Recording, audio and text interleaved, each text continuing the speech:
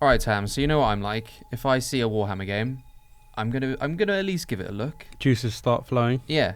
But this is a Warhammer game that I'm gonna try and sell you on because I think it's for both Warhammer fans and people who are not quite as nerdy as me. Yeah, so the first thing you said was, it's Warhammer, and I went, and then you went, but it's Diablo Warhammer, and I went, It's basically Diablo 3 set in the Warhammer 40,000 universe. Right, and obviously Diablo 3 is a big game with a lot of lineage, and there's lots of parts of it that different other games have aped and kind of spun off. What kind of Diablo-like experience are we getting out of this for people who perhaps need that as an entry point? Well, it's got the same like visceral feel that you expect from a Diablo game. It's got the same approach that, like in Diablo, you could min-max your character and get really nitty-gritty, or you could just get your Templar and just go and smash utter nonsense out of zombies. So you've got the best of both worlds. At the minute, there's 3 classes. You've got the Crusader, who is kind of your tank class, the Assassin, which is your DPS glass cannon sort of class, and then your Psycho, which we're seeing here, which is kind of your specialist, kind of like the high level tricky class that you can do super cool powers, but like you're probably gonna hurt yourself. It's like you can see he's shooting lightning, which is badass, but it's one of those things that if you're really into Warhammer, it's got a lot of the lore and flavor behind it. Like he can accidentally summon warp spawn with his brain because he's connected to the warp. Really nerdy Warhammer stuff. But if you just want to play a cool ARPG, all you need to know is that this guy's shooting lightning and summoning flames around him and killing demons. Right, so let's backtrack a little bit. Like, Warhammer's vast and is known for having an insane amount of history. Where does this thing take place? Like, is it within the existing Warhammer 40,000 lore? Is it a different part of it? So it's connected to the Warhammer 40,000 lore, but Games Workshop have given the guys making the game their own sector in the galaxy. So they've been able to make like an open world that they can kind of craft into their own, and they can make their own storyline without kind of interrupting on like the wider lore. So it's very much connected, and it's very much got the same flavor, factions, all the high level stuff that you'd expect to see in the Warhammer universe, but it's also its own being. So you can jump into this not knowing anything about Warhammer, and slowly you'll be like, okay, so the Inquisition is they're like demon hunters and heretic hunters. It drip feeds it to you quite nicely, and again, like, you can just be attracted to the ability just to stomp demons. Right. But for the people who do want that, like, how's that parceled out to you? Is it like an ambient thing where you're just hearing people's conversations, reading scrolls, or is it like specific missions that you're being set? So it's funny that you mentioned like the ambience thing, because it's connected to a lot of like the wider lore just through kind of nods to it and character name drops, but it's got its own storyline about this own band of Inquisitors. But the single player campaign is single player. It's not like Diablo in that instance where you can play it all multiplayer. This is you play as the campaign, the bit that is going to deliver the story. You play that solo, but then like the purging missions, the exploration, the timed events, all of that can be played into 4-player co-op.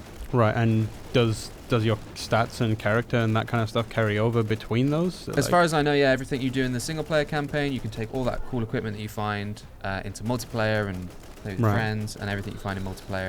If you're struggling for a single-player mission, you go and knock around multiplayer and come back. And so one of the things I like in these type of games is like creating my own version of a character, a build that I really like, and customizing with specific, armor and abilities and weapons and that kind of stuff. So what's the progression of characters like in this? Is it going to be like when I go into multiplayer, everyone has the same characters, or will we be able to be like, this is my version of a character and I play this style? It's very much the latter. You start off with the 3 core classes of Crusader, Assassin, and Psyker, but you can mold the character through the equipment you use. So instead of traditional ARPGs, the abilities are tied to your class. Now they're tied to like your weapons, and you carry 2 weapons at any time. So the guy we're seeing now, he's got an auto gun, and on the bottom left you can see the abilities. Oh, he switched to the sniper now. So the sniper's abilities with a sniper rifle are like single shot, blast shot, headshot, and dash. But she's also got a pair of pistols. So if you switch weapons to your pistols, you'll have completely different suite of abilities. You also have your ultimate abilities, and your armor can have abilities. So the sniper's armor that just happens to be the one that's equipped. It could be something completely different if you find new loot. Her ability is to summon holographic clones. to draw enemy fire and to put out fire and to distract enemies. So you can build your Psyker to do one thing, and then through leveling up, you can choose different perks, you can choose different passives, different equipment. They can do something completely different. And the passives are, if you want a melee build, you will get passives by doing melee combat. So you can upgrade your melee passive by doing 50,000 melee damage. So it's very much you grow by doing sort of thing. Your shooting will get better the more you shoot. Melee will get better the more you use melee. The grenades will get better the more you use grenades. Right. The combat here looks like, is there like different ways to play the game? Because it seems like the character on screen we're seeing is very much getting into the thick of it. Like, I assume the classes in a lot of ways will make up for it, but like playing at range but is there stuff like cover and that kind of stuff? There's a cover system that you can use. It's very good for the sniper, keeping her at range, keeping her safe. But the cover is also destructible, so you need to bear that in mind. Like, I can take cover behind this pillar, for example. Gives me a nice cover bonus, the same way the 40k games do. But enemies can also use cover. But the environment is also super destructible. So if an enemy is taking cover behind a pillar, just drop the pillar on him, and then the pillar will the falling debris will do a bunch of damage to them as well. But this is the Titan. This is something I didn't even know was in the game until the guys came and gave a demo yesterday. Not a Titan, sorry, a knight. I'm like someone's already Someone shouting is rage typing in that comment right it's now. It's a knight. Fake Warhammer girl. But the knight is basically a giant, like 40-foot mech.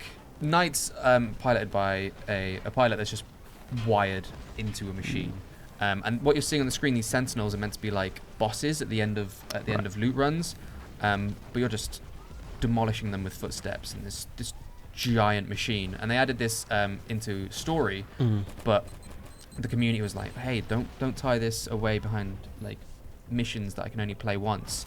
So they're also trying to incorporate missions in a way that's natural, that you can replay and make a mess of this giant Titan. So I think for like people who are fans and people who aren't watching this particular segment, one of the biggest questions they're going to have is that laser coming out of his junk or not? And it's coming out of his arm. There's no junk weapons. Oh, okay. It's they wear a nice glorious tabard of the house in which they represent over the Titans. Not gonna lie, Knight's junk. Kind of want to see a dick laser. I mean, if you want dick lasers, you're gonna have to worship Slash, which is a very nerdy Warhammer reference that I hope someone out there will recognize.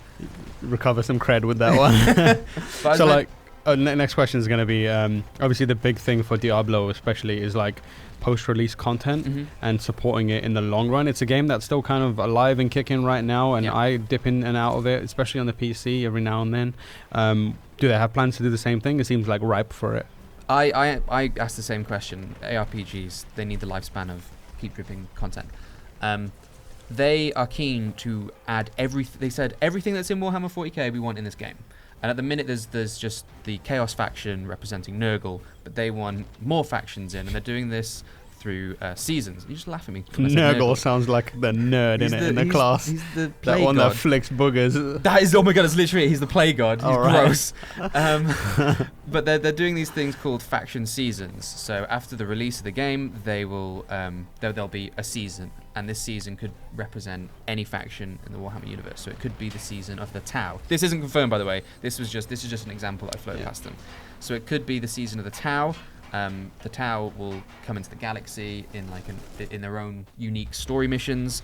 Then you go and fight a new enemy. They'll have their own story. You'll get new equipment, and all that will be free. And bearing in mind, there's like over 10 more factions if you count like different Chaos Gods and stuff. So they could have way more seasons and way more content. And the interesting thing that they mentioned with this is that the way the community beats the seasons will influence the game world. So if you come across a world that's like you can purge this world and rebuild it into a vibrant new settlement through like your Inquisitor doing stuff, or you can be like, nah, blow it up, do an Exterminatus and just trash it. If more than like 50% of the players decide to destroy that world, the world will become like a death world, and like it'd be inhabited by demons, and it'll just be like wastes and disgusting, and that will full of Nurglings. That will stay in the game world as that death world because of the way the players have decided to approach it. So slowly but surely, different parts of the sector in the galaxy will evolve depending on how the player base as a whole solve quests. Right. So despite the lack of crotch lasers and the inclusion of a booger flicking nerd god, booger flicking nerd gods, yeah. This has managed to pique my interest in it. I'm always looking for a variant on Diablo. You know, once you find Diablo, you love it, and you're like, I want more Diablo-like games. It's the satisfaction of like running around and without even being a 40k fan, I'd be into this because it's got giant robots. You've got assassins that can turn invisible. Yeah. You can hear the thud of the bolt guns and lasers being knocked around everywhere. Demons floating about. It's just a fun time. It's got that visceral feeling of like manically left clicking. On paper, that's what we're projecting on what we want out of it right now. This is still in preview stage, obviously. Yeah. Who knows what the final game's gonna be like? If it, managed to achieve what the developers seem like they're trying to, it could be a really interesting spin on the Diablo's series. I mean, in the few months that I haven't played it, like I played it yesterday, and I played it in a much earlier version of Early Access in September. And I will say, like, the Early Access version I played was a little feature thin and a little rough when it came to optimization. When I played yesterday, played completely fine, looked great. They added a bunch more stuff. They've really responded to the changes the community want to see. And now, like, they surprised me because they were saying that it's leaving Early Access and launching on console on the same day, on the 11th of May. Wow. So it's been like a super quick turnaround. Right. And I'm excited to play more. And I hope that you'll join me in destroying the booger flicking god. I'll think about Of it. Nurgle. I'll think about it. All right, well, that's my little nerd excitement over Warhammer Inquisitor Martyr. If you enjoyed and you're interested in the game, obviously let us know in the comment section below. But until the 11th of May, just try not to fall victim under any Chaos Gods, I guess. I'll do my absolute best, but I can't promise anything.